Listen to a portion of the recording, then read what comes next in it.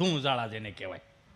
એ મોજને એ બારી કાઢવા હું આવ્યો છું. નવા જૂનું હમણાં માર્ચ એન્ડિંગ ગયો કે નહીં 2000ની હોય કાઢ નાખી. હું એમ કરતો ને ઉપરથી આવી ગયો છું, ભાઈઓ બહેનો તમે થોડવા મળો. હા તો પણ લે ગુલાબી નોટ રાખવી નહીં એનું એમ કેવું છે.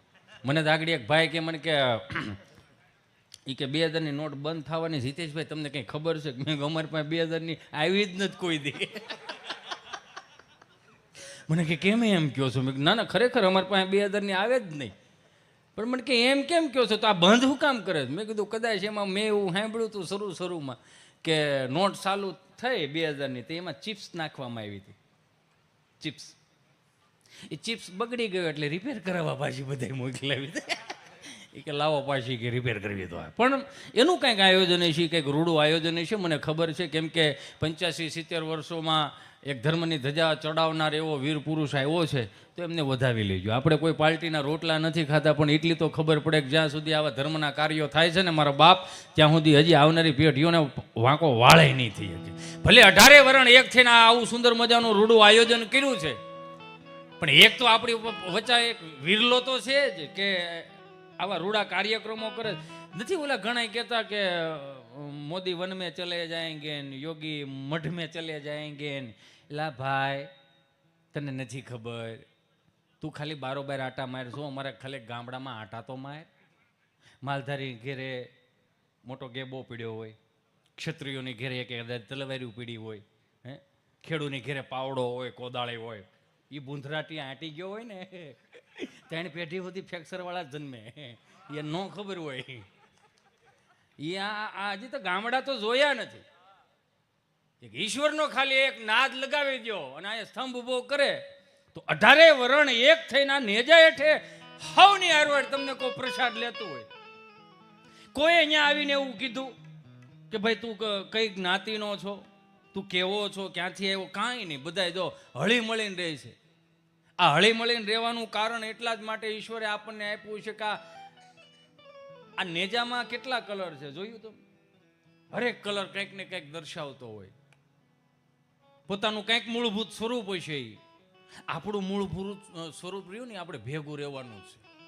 આઈ એમ સોરી, મને માફ કરજો. 1500 વર્ષ સુધી મારીને તમારી માથે અવનવા આવીને રાજ કરીને વીએ ગયા, અને છતાંય જો આપણે આવા ધાર્મિક કાર્યો કરી શકતા હોય, છતાંય આપણે ભાગવત સપ્તાહ બેહારી શકતા હોય, છતાંય આપણે રામના ગુણગાન ગાઈ શકતા હોય, તો મારા બાપ આ પૂર્વજોએ 1500 વર્ષ પહેલા કેટલું સહન કર્યું હશે. ત્યારે મને તમને અહીં સુધી પોગાડ્યા કે આ તમારે કરવાનું છે, આ તમે કરજો. અને ગમે અમુક વસ્તુ ઘણા યુવાનો હું જોઉં કે રામના ગીત આવે ને કૂદતા હોય, નાચતા હોય. કૃષ્ણના ગીત આવે ને કૂદતા હોય, નાચતા હોય. દ્વારકાવાળાના ગીત આવે કૂદતા હોય, નાચતા હોય. મને ગમે આવું. તમે કૂદો અને નાચો ને એટલે અમને એટલા માટે ગમે કે આ અહીંથી જે કાંઈ પીરાય છે ને તમને યોગ્ય રીતે સારું લાગે છે એટલે તમે નાચો છો. નકર એક ને એક ગીત 1000 જીભે ગવાતું હોય છે, છતાંય વાલું હું કામ લાગે? કેમ કે આપણા વડીલો એમાં એનો સતનો નિચોડી નાખ્યો, એનું પોતાનું સત એમાં નિચોડ નાખ્યો છે. જ્યાં સુધી રામના ગીત ગવાય ત્યાં સુધી મને મજા આવે. પણ અમુક હમણાં વૈષ્ણવ ગીતે ઉપાડા લીધા હતા કે બેબીને બોરમીટા પીવડાવો, બેબી મૂળમાં નથી. પણ બેબીને 3 દી ભૂખી રાખો ને આ પૂરી મૂળમાં આવે છે.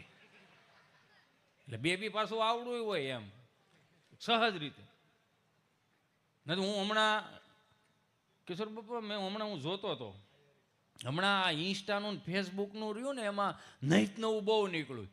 5 જણીઓ અહીં ઊભી હોય, એક જણો અહીં ઊભો હોય, એટલે પાછા ઓલા ગીત ગવાય. ઓ મોગલ પતલી કમરિયા દેખો હાય હાય હાય. ત્યાં પછી આમ કરીને આમ કરે તો ઓલો ઊભો શું કે ખબર? વાંદરો એવું મન ન આવડે. તો પણ શું કામ ન આવડે? શું કામ કરશો? પણ એ ન કરાય.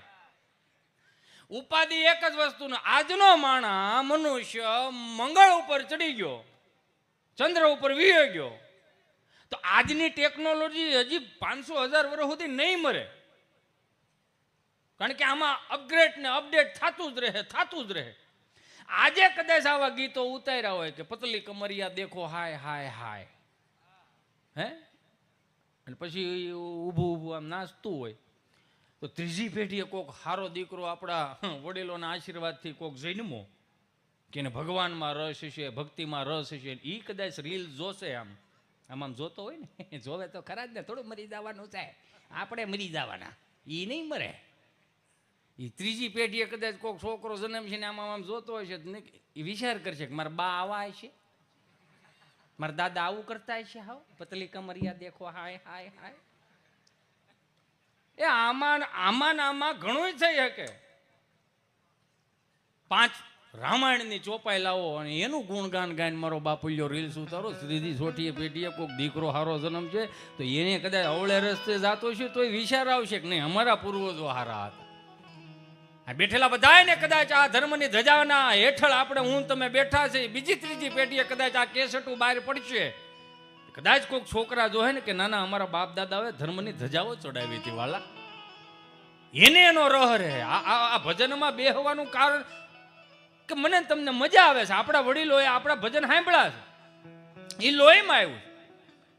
બેઠેલા બધાને ખબર હશે કે આપણા વડીલો 4 વાગ્યાના બ્રહ્મ મુહૂર્તમાં જાગી જતા, નિત્યક્રમ પતાવીને ઠાકરને થાળ ધરીને આવીને શિવજી મંદિરે જળ ચડાવીને માતાજીને દીવા કરીને પછી ગાયું ભેહુને નીણ નાખવા જતા, ને પછી એનો નિત્યક્રમ પતાવે. પણ ભેગો રેડિયો હતો, રેડિયો ચાલુ કરે ને એ જે 6-7 વાગ્યામાં સુંદર મજાના પ્રભાત્યા આવતા, હેજી અખંડ રોજી હરી તારા હાથમાં, હરી મારું ગાડું ક્યાં લઈ જાય, વૈષ્ણવજન તો જેને કહીએ જે પીડી પરાઈ જાણે રે.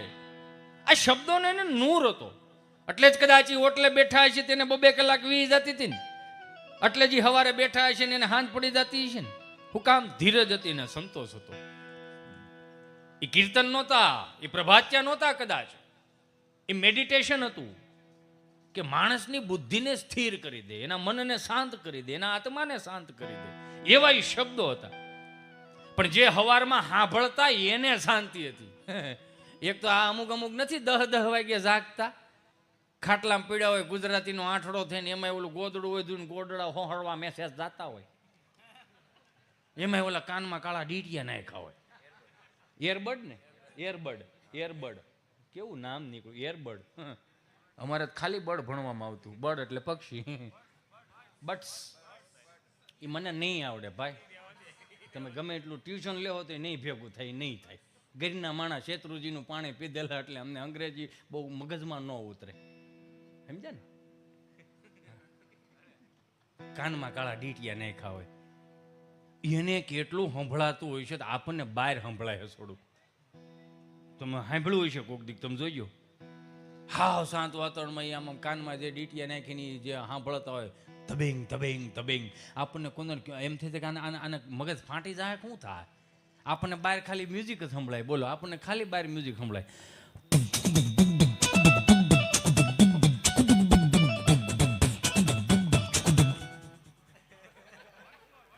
કાનમાં લઈને આપણા કાનમાં નાખીને મ્યુઝિક વ્યૂઝ ગીત જ આવે. ઝલક દીખલા જા ભાખરી ભેળું થાને તો આવડા કામે ચડાવે. આમાં જિંદગી કાઢશો સહજ. આ આપણા વડીલો પાસે જે ઋષિકેશ અને હરિદ્વાર થી આવતા, કિશોર બાબુ હરિદ્વાર અને ઋષિકેશ થી આવે ને જે ગામમાં હામૈયા થતા, મુકેશભાઈ, અને એ જે દેશી તાલ વગડતો આમ હામૈયા થતા હોય, કેવા હામૈયા થતા? દેશી, હો, હાવ દેશી.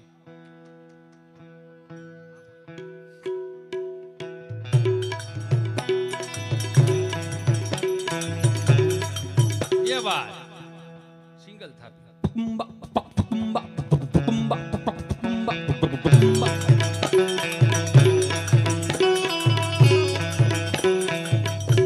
આ ખાલી હાંભળો તોય મોઢે આમ એવું લાગ્યું કે રોનક આવી હોય એવું.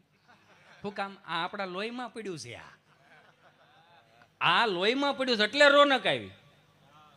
ઈ જે તમને કહો, આ તો હવે ડીજે આવી ગયા. ડીજે અરે પર્સનલી બીકે મને કોઈ પ્રોબ્લેમ નથી, નકર આ ડીજે આવ્યા ને તે પછી ગૌશાળાઓમાં અમુક જગ્યાએ નીણ પોગતી બંધ થઈ ગઈ. જ્યારે બેન્ટ વાગતા હતા, વરાજા પવણાવા જતા હતા, એ ધડિંગ યુવાનો 11 યુવાનો હોય, એ સુંદર મજાની તમને કહું એ એમ પૈસા ભેગા કરીને જે નીણું નાખતા હતા ને, એટલે ગૌશાળાઓ ધમધમતી હતી. એ તો હવે અમારા ભાગમાં ગૌશાળાને ફાળા આવ્યા. નગર નહોતા, એટલું બધું નહોતું પહેલાં, એમ હતું કદાચ એને સણતર બણતર કરવું, પણ નીણનું નહોતું. નીણનું એટલું ગામ આપી દેતું હતું. પણ ડીજે આવતા, ડીજે અરે પર્સનલી મને વાંધો નહીં, પણ આપણે અપગ્રેડ થયા છે. દેશી મૂકી દીધું. એ જે ગામના 4 ચોકમાં ગરબી મંડળ થતું ને આવડી આવડી દીકરીઓ તમને કહું સુંદર મજાની તૈયાર થઈને આવી હોય, સણિયા સોળી પીને, એટલે ગીત ગવાતું, માડી તું કાળી ને કૈયાણી મોરી માં, જ્યાં જોવું ત્યાં જોગ માયા.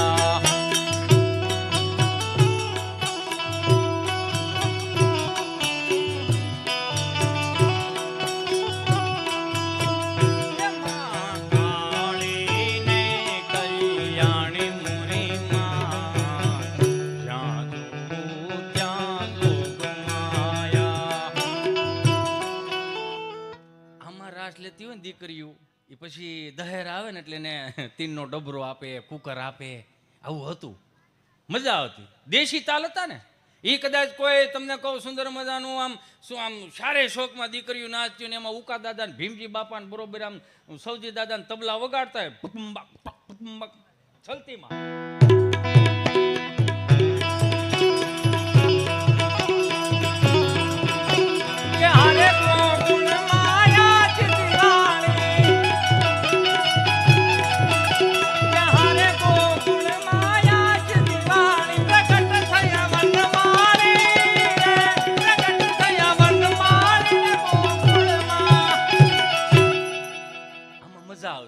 હવે આ કાઢ નાખ્યું દેશી, નોરતામાં કાઢ નાખ્યું. હજી અમુક અમુક હાય શું છે ને, એને મારા ધન્યવાદ, એને મારા પ્રણામ, એના શ્રી ચરણોમાં મારા વંદન. આવું હાય શું છે એને. હવે આ દેશી કાઢ નાખ્યું, નવું લાવ્યા. શું લાવ્યા? ડીજે લાવ્યા.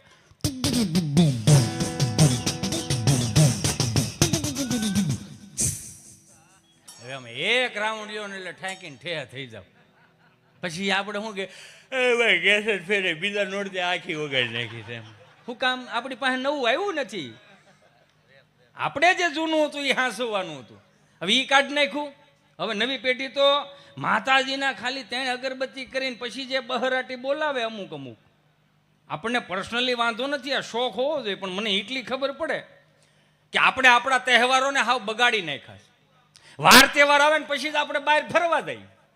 નકરે આ બેનું દીકરીઓને ખબર હોય, ભીમ 11 આવે, આઈઠમ આવે ને, હે તે બેનું દીકરીઓ પિયરમાં મળવા આવતી ને એ પછી તમને જો શક્કરપારા ને ઘોઘરા ને આ ઘેરે ઘેરે સુગંધ આવતી હોય હો. એ અજમાવાળા ગાંઠિયા ને ફાફડા ને કંઈક બનાવતા. એક આનંદ હતો, એક ઉત્સાહ હતો.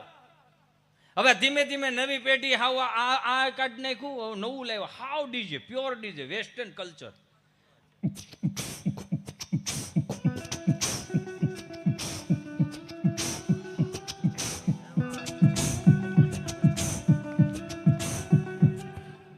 રે ગાંડા કાઢવા નથી આવ્યા આપણે. આ તો ખાલી કહું છું એમ, ક્યાં હતું ના નહોતું એમ ખાલી કહું છું ભાઈ. અને એમાંય આમ હવે તો આમ જો હાવ ડીજે, હાવ ડીજે વેંગા બોયનું.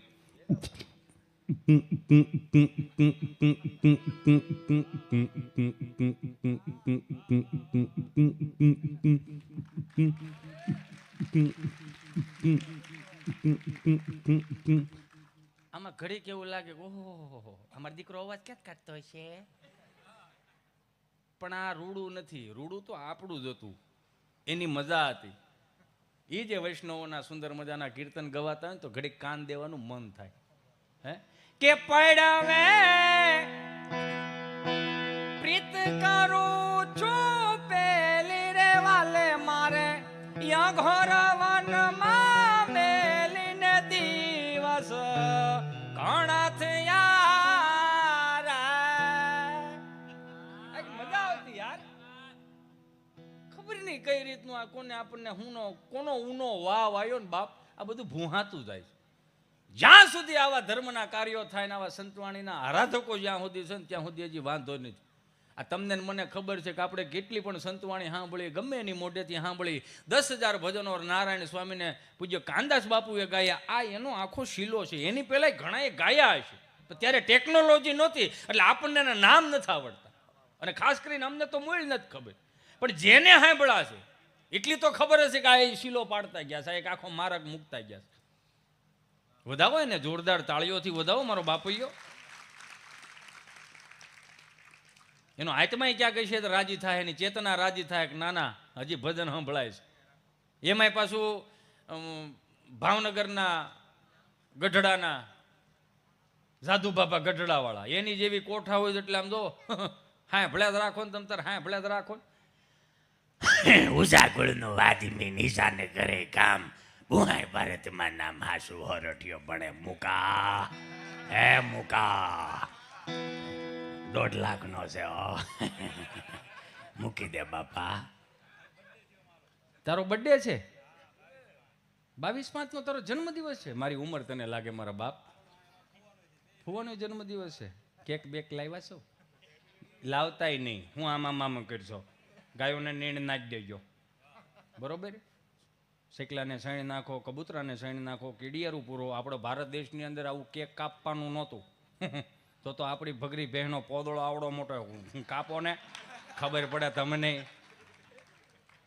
હા લે હારી ગીર ગાયનો પોદળો લઈ આવો, એ કાપો તો રૂડો લાગે યાર. આપણી ત્યાં તો ગાયનું માયતમ છે. અમારા મુકેશભાઈ એમને ફુવાનો જન્મદિવસ હોય ત્યારે મારા તરફથી, મારા પરિવાર તરફથી અને મારા મિત્ર મંડળ તરફથી, મારા આભા મંડળ તરફથી તમને હાર્દિક શુભકામનાઓ જન્મદિવસની. માતાજી અને પીર રામદેવજી આપણને ખૂબ રાજી રાખે, ખૂબ સુખી રાખે, આનંદમાં રાખે, મોજમાં રાખે, તમારી પેઢીઓને તેજસ્વી રાખે.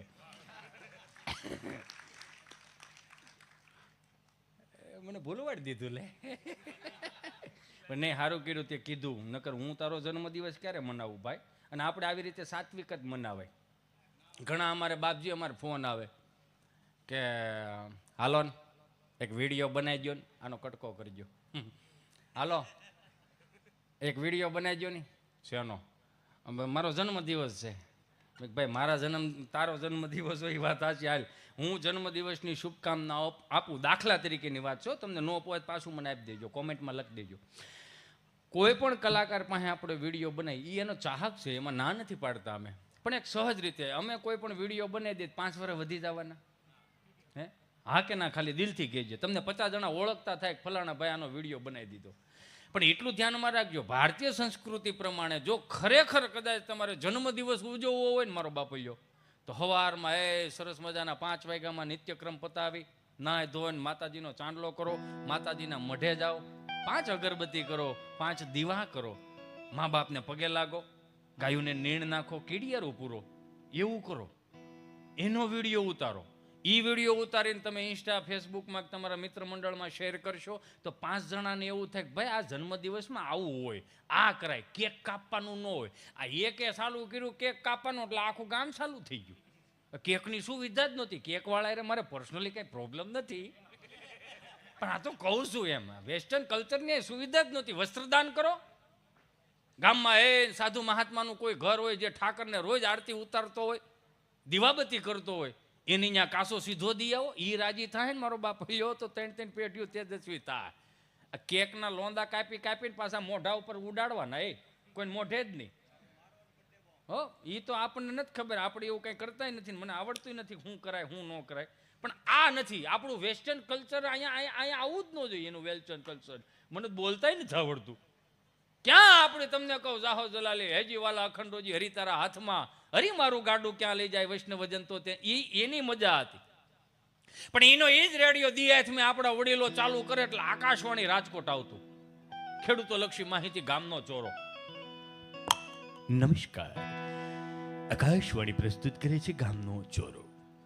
અમરેલીથી પધારેલા અર્જુન દાદા અને મહેસાણાથી પધારેલા મંજી દાદા જેઓ આપણને બટેટાની ખેતી વિશે સમજાવશે.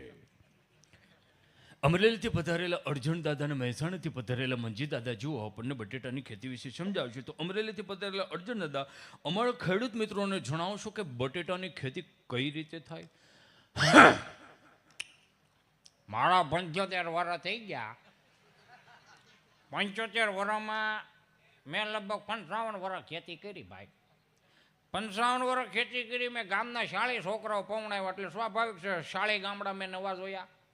એ 40 ગામડામાં લગભગ વેવાય વેલાને અહીંયા ખેતરે આંટો માર્યો, પણ ક્યાંય મને અમરેલીમાં બટેટું વવાતું નથી એવું મને ફીલ થયું. મને એવો ભાસ છે લગભગ અમરેલીમાં બટેટું નથી વાવાતું. સરોતર બાજુ પૂછો ત્યાં ધોમ બટેટા વવાય. તો મહેસાણાથી પધારેલા મંજી દાદા અમારે ખેડૂત મિત્રોને જણાવશો કે બટેટાની ખેતી ભાઈ બોટેકાની ખેતી કરવા માટે તમારે બટેટું લેવું પડે.